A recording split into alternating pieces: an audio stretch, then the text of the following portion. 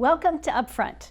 I'm Mary Ruth Snyder, host of today's show, and we have a very special show today. We're talking about Watershed Sentinel, and we are joined by two very special guests, the founder and senior editor, Dolores Broughton, and the other editor, Zoe Blunt. Ladies, thank you so much for joining us today. Thank you for having us. Now, it would be really interesting, I think, for myself to understand where your journey began as a writer, because it's not every day somebody wakes up and says, oh, I'm going to start a magazine. So how old were you when you first had an inclination for your love of writing? Oh, back in public school. Okay. Way back when I was like about 8 years old or less. I was always fascinated by books, and one of my proudest moments was being allowed to go to the library alone. Whoa! So it just went on and on through all of the decades, doing different publications for different purposes, you know? All right. And eventually it wound up being a magazine. Now, did you grow up in rural Canada, or were you a city kid? Both. Both, okay. Yeah. Did you have a preference? Not really. I liked the cows on the way to school. And where did you end up doing your post-secondary education?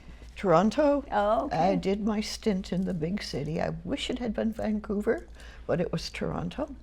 Okay. And I lived in Toronto for about 8 years, and then gradually moved west. Toronto, Peterborough, finally Victoria. Oh, okay. And then from Victoria, a few other places in BC. Okay. And finally, 20 years on Cortes Island. Really? Mm-hmm. Oh, so you're an islander now. Oh, yeah. Oh, yeah. I can't really imagine why anybody would want to be anywhere else except on an island. Yeah, okay. Now, Zoe, when did you start your writing? Similar. I started in grade school as well. I mean, I was a real lover of books, and we got to do a little, I think it was in grade 3 or grade 4 that we were able to write our own little pretend books by hand with our little illustrations. Oh, fun. Yeah, and it was actually sort of my early career too. I started. We had a school newspaper when I was in high school, and I wrote for the school paper in high school, and then again in college. Okay. And I actually was published in the daily paper. I think when I was still in grade 10 or something, and then I was hired actually to be a hockey reporter when I was in senior year in high school. So I would ride the bus with the hockey team. Fun. Go to the games. Very fun. Interview the coach after the show, after the game. Yeah. They paid me by the column inch. In those days, it was 24 cents a column inch, and a column inch is as it appears in the newspaper. And I think my first paycheck was $1.27, and I was so proud. I had my name in the newspaper too, in the daily newspaper. It's like I was so proud. And what part of Canada did you do your high school and post-secondary in? Well, I was born in Vancouver, and I came to Vancouver Island, though, 20 years ago. Oh, okay. And I didn't really have a writing career as more of an environmental activist, but never gave up my love of, I had a blog, I wrote press releases and grant applications and things like that. Right. So I still was writing. But it was a real mix. So I got to know the environmental scene quite a lot, which has been, of course, very helpful for this environmental magazine here. Right. Yeah. How old were you when you realized that the environment is something that we should maybe pay attention to? Gosh, again, that was in grade school. I think it was the. Okay. It was at those days. It was nuclear weapons, the nuclear weapons freeze movement, and there were marches happening. Right. And so I participated in a march. I think when I was in grade 8 or grade 9, I was Wow. in the march for the nuclear freeze. Went to a bunch of us went to the Pentagon Wow. and circled the Pentagon to call Yeah. for an end to war, and of course, very much an environmental issue. I have something you might like. Oh yeah, From when they were going to raise the Pentagon. they were going to levitate the Pentagon. Yeah, Abby I've got- Hoffman I've and got the one hippies. of those things, a ticket to that or something. Oh, that's funny. yeah. Now, when did the environmental bug sneak into you? Well, I'm not sure. My folks were very interested in plants and birds and that kind of thing, so yeah. we did a lot of walks Okay. in the country, that sort of thing. Yeah. But when I was in grade 11 or 12 high school, I was editing the student news yearbook. Right. And I did an editorial on the need for a UN convention to protect the ocean. Wow. And here we are. Do you remember what year that was? Oh, it'd be about 64 maybe. Wow. It was a while ago, Okay. I'm afraid. Yeah, no, it's fascinating to me to understand when people's sort of causes and passions bubbled up to the surface Yeah. and caused them to take action, right? Like, because it doesn't, and for some people that never happens. Some people literally go through their lives and they nothing ever bubbles forward, and they just go through life and they never, a cause of any kind doesn't kind of grab a hold of them. But to have two women here that are been so grabbed and thrust into the environmental cause at such young ages, it's so inspiring to me to have that happen. So I don't know how that happens. It's just sort of gradually, yeah, it wasn't a plan. right. Wasn't a plan at all. And I think that also people will become activated when they're in the right situation and there's some kind of structure to help them. Because I did some work okay. organizing in care homes, Yeah. or in a care home. Right. And those women had never done anything else before, but we formed a group and we got the government to step in and help change that situation. Okay. And it was just a bunch of women, but I happened to have some organizing under my belt. Right. Right. So What do you think? We're going to go off, like, it's not completely off topic, but we're going to take a little bit of a left turn right here. So when you look back at what was happening in the 60s, where literally an entire decade could be explained by activism, right? Like everybody was on board for something. Like it was women's rights, it was the environment, it was politics, it was the nuclear, it was the Cold War. Like there was a lot, and even in small towns. Like I grew up in a small town in Southern Ontario, and even though there wasn't a real strong thread of activism, there definitely was a thread of service to each other. yes, That I'm not really seeing in today's society. And I'm just wondering, from your perspective, coming from the 60s and what you've seen over the last 5 decades, like where does today's decade sort of, compare to what was happening? Like, are we worse? Like, what do you see? And what are you not seeing? I was reading something the other day that talked about how our perspective has shifted from we to I. And I think that started in the 80s and has just gradually gotten worse and worse and worse. Huh. But that's my personal, Right. impression.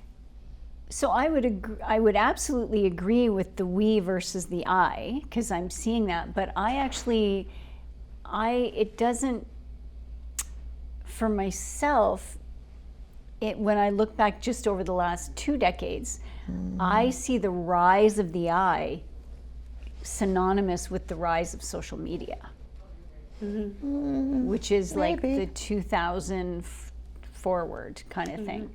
What was it in the 80s that you started to see that? Well, that's when the movements in general sort of started to lose their fire. Right.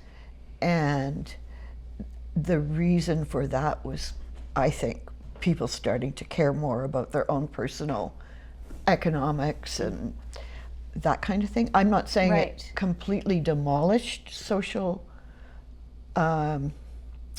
consciousness, but it's a gradual process. And yeah, the social media is just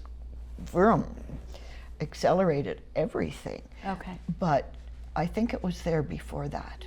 Okay, interesting. That's a fascinating perspective, and I have a lot of respect for what you've seen in your lifetime, and for how you have kept the fire burning for your cause that you found called to way back in the 60s. Right. Zoe, how about you? Like, what was it about the environment that sort of bubbled to the surface for you? Also pretty young. When I was a kind of a solitary child. I spent a lot of time in the forest, though, whenever I could. And there was a little swamp in my town full of tadpoles and frogs and birds and things. Yeah. Yeah, and in high school and college, when I coming to the island here, of course. Yeah, I mean, this is a hotbed of environmental activism. I don't think that's ever really stopped. Okay. You know, in spite of everything else that's going on in the world, you know, social media is a part of it, but that there is this really collective consciousness about protecting the environment. So there's, you know, the Clayoquot Sound protests, the civil disobedience there, the blockades, and all the way through to the most recent, the Fairy Creek blockades. And the Watershed Sentinel has covered all of this throughout the decades, which is what's really amazing.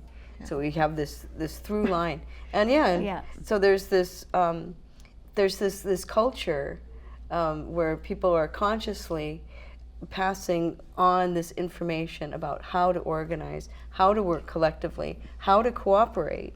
You know, and when people go to these locations, they go to these blockades or forest camps and so forth. They really are leaving everything else behind and learning a new way of being. So this is thousands and thousands of people in this generation, young people, children even, who have been a part of this, who have learned this new cooperative, collective way of caring for the environment, standing up, putting their bodies on the line to protect the environment. And that's incredibly powerful. Right. Grassroots organizing. Yeah. There is no substitute for that. No amount of, you know, bureaucratic type environmental organizations can take the place of that groundswell. And it really was. That was not a movement that was orchestrated by any large environmental organizations. And neither is the magazine, by the way. This is not, you know, a publication from a giant global environmental organization or even a national or any environmental organization. This is completely independent and grassroots. Now, what year did you start the Sentinel? 1991. Okay.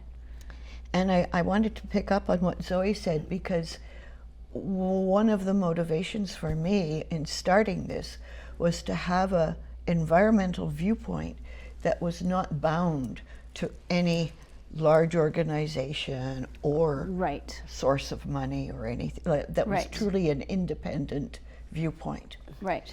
And so I think we stuck to that. Yeah. Yeah. And I think it's allowed, awesome. Because there are all these different viewpoints, and because they're not, you know, paid professionals, we're not pushing any particular environmental agenda. I think it's really been instrumental in helping to build a consensus around certain issues, at least regionally. Yeah. You know, we have a pretty good regional reach, not so much, you know, some national, a little bit of international. But, you know, I think there's things that everybody can agree on that we've helped to promote. Right.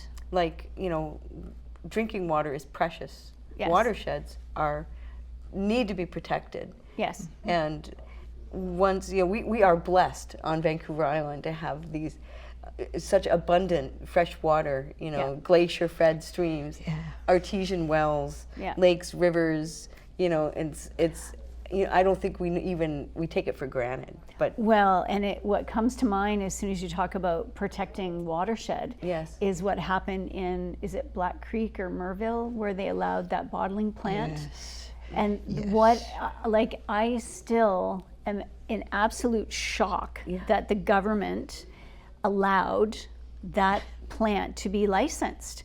And all the farmers at the time explained that you're taking the water that we need to grow food. Right. And the government said, and they still allowed it. And now here we are 2-3 years later, and now all the farmers are struggling with water because of the water that's being taken out of the watershed because of the bottling plant. It's ridiculous. Yes. It's very strange, and there's two issues in the valley that bother me that way. One is the Merville water issue, and the other one is the ship breaking at Union Bay. Both of which seem to be they somehow went through every bureaucratic crack. Right. And I mean, there should be a mechanism where it would all go to a judicial review or something, and the judge would say, that permit should never have been issued in the first place. Absolutely. But there doesn't seem to be any lever. Right. And that's actually a tragedy. Right. It is. Yeah. And it is.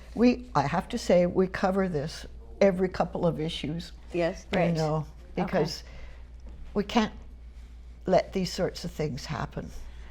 Now, how many times a year do you publish? 5 times a year. Oh, okay. But we also have a website that we occasionally update, and we have the radio show. Where is the radio show? Zoe can talk about that. It's not on the air yet. They're applying for a broadcast license, so it's online. Okay. It's cvox, cvox.ca. Okay. And so the radio show is monthly, and we cover sometimes issues that are in the magazine. Okay. Other times webinars. I think I'm going to be doing more interviews like this going forward. Yeah. Now, how many people contribute to any one issue? Ballpark. Ballpark.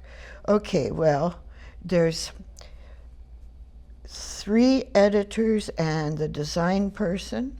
There's a circulation person. These are all sort of part-time contract jobs. They're not, nobody's getting rich. Nobody's making money. No. And there's a team of writers. I think we have about 30 writers now that we can call on, or that they will come in and out each issue, right? Sometimes one issue, sometimes another. And then there's a crew of proofreaders. So, and then there's a bunch of people just send me stuff. You're probably getting that too. Oh, did you know about this? Did you know about that? And you're like, oh, I'm so tired. But I guess altogether, I'd say 75 to 100. Wow, that's incredible.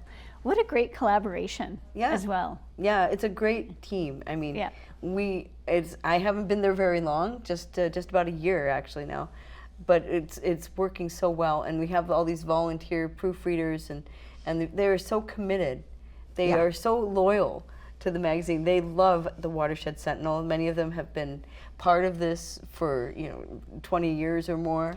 Now, if somebody wanted to get a hard copy, how many do you publish every issue? Between 2,000 and 2,500. Okay.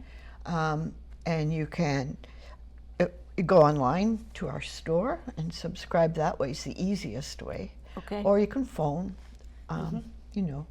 What else? I'm leaving something. You can pick them up at the library. I think all the libraries in the Vancouver Island Regional Library District, the Comox Library, Campbell River, I think, and Sayward Library, they all have copies. They all get copies of the magazine now. I don't know how fast they go, Now, is there a library on Cortes Island or Quadra Island? Mm-hmm. Okay, and they'll be there as well? Yes, Okay. of course. And now, do you have an online version as well as the hard copy? We do. It's a PDF, Yeah. and we charge for that simply because we can, I guess. Yeah.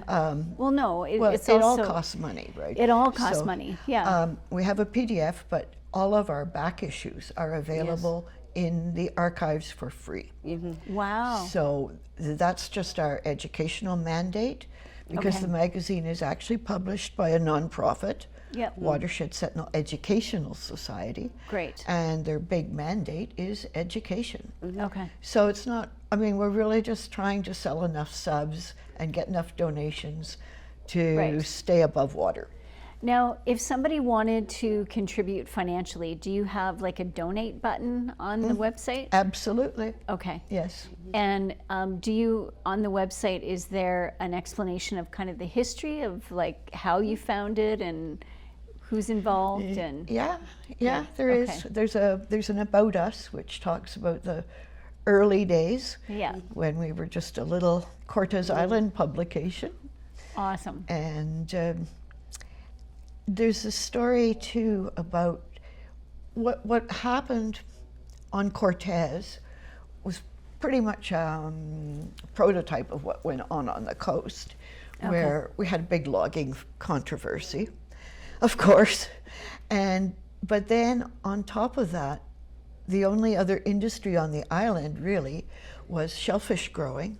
Right. And there was a crisis with the pulp mill pollution, Right. poisoning the shellfish. And at a certain point, the whole island thought, we might be shut down. Right. So at that point, that really spurred the Watershed Sentinel Okay. to start working. Okay. There was a heron rookery that totally failed one year. 300 birds, no eggs survived. Wow. And that was a real wake-up call, Okay. which is why we use the heron as our little logo thing. Yeah, that's awesome. What's your favorite thing about it, about doing it?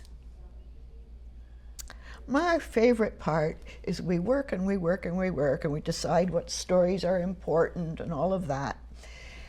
And we do that for weeks and weeks. And then we get the copy and we edit it and we send it off to our graphic designer and it comes back looking so lovely. Yes. That's my very favorite time. And how about you, Zoe? What's your favorite part about being involved in the Watershed Sentinel? Each issue has a theme. I'm going to hold this one up so you can. Yeah, if so you can hold it up see. nice and steady, then our cameraman extraordinaire can get a really good shot of it. So you can see how beautiful this design is. This is the War and Peace issue from earlier this year. And so, yeah, great thanks to our design editor, Esther Stribos, for her amazing work. And being able to cover stories that really speak to that theme. And I like stories with a little bit of an edge, I'll tell you. Yeah. Where, I can tell you, I can give you an example. This is, sometimes things just unfold, sometimes things just, you pull on a thread and it just keeps coming. So I was in Sayward, where I live, and I was looking, I saw a little place on the map that I wanted to visit. It's the White River Provincial Park. And it's just this little spot on the map. And so it's way down, it's 30 kilometers down a very rough logging road, as it turns out. But I made it down there in my little van. And it's just this most beautiful place. It's flat. And there's a plaque there explaining that the loggers wouldn't, they came to log this place back in, I think, the 70s. Or the 80s? In the 90s. In the 90s. And they were just so struck by the beauty of the trees. And it's very park-like because it's flat. It's not like, mostly the mountains are very rugged.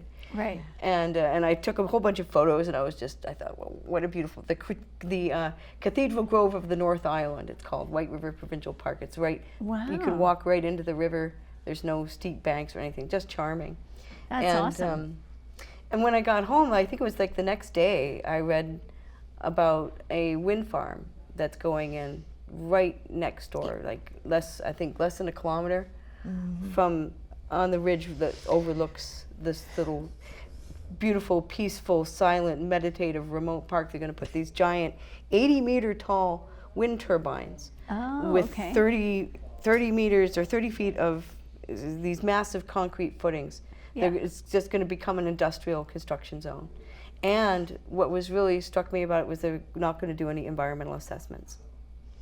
Oh, interesting. The birds, the bats, the wildlife, the creeks, the springs, the flora and fauna that live in the area is just going to be, they're fast tracking it. So it's going to go ahead like pretty much immediately. It's the Brewster Wind Project. So it's west of Campbell River here and south of Hayward.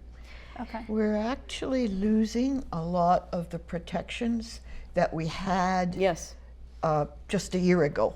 Right, and with no warning. So I started to write about that story, and then the government, the province announced that they were going to do away with environmental assessments for a whole array of energy projects. Mm-hmm.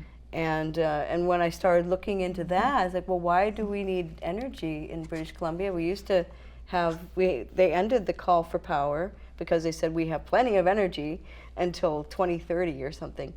And it turns out it's because LNG plants are extremely energy intensive. There are all these proposals to build LNG plants on the coast.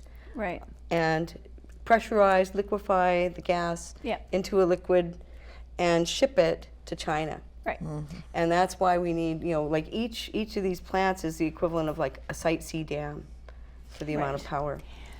But that's how one thing leads to Leads another. To another. And that's our beautiful little park. Yes. And this wind power, these turbines and things, they have a lifespan. They have a limited lifespan. Yeah. China and other countries are innovating so much with renewable energy that this technology may be completely obsolete in 10 years. Right. But the damage will be done, and we might not ever know how much damage is going to be done in the long run. And that is why everybody should be subscribing to the Watershed Sentinel. Absolutely. This is the most recent issue. And ladies, we are out of time. Ah. So I just want to explain, I just want to say thank you for sharing your stories. Thank you for sharing the story of the Watershed Sentinel. And we will put up a graphic throughout that has the website on it so people know where to go and where to sign up to become a subscriber and where to donate to this very, very worthy cause in independent journalism. And that is, in today's world, that is absolutely even, I would say, right up there with the importance of protecting the environment. So thank you both so much for your time today, and thank you for sharing a really good example of what people will find in the Watershed Sentinel. So very, very grateful for your time today. Thank you so much for coming in. Thank you. Thanks, Mary Ruth. That's great. You've been watching Up Front. Please join us again.